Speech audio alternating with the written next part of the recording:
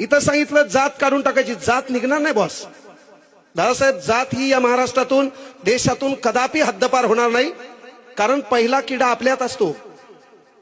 आपण ट्रेनमध्ये बसतो, ट्रेनमध्ये बसल्यावर पुढचा माणूस पाहतो आणि त्या माणसाला विचारतो तुमचं आडनाव काय. त्यानं आडनाव सांगितलं गायकवाड, कोमात जातो नेमका गायकवाड कोणता.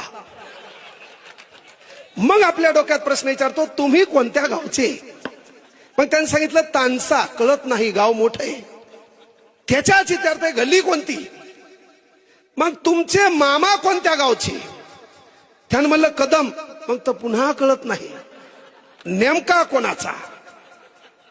मग ते कदमच्या पोरीचं लग्न झालं तर ती कोणाला दिली ती कांबळेला.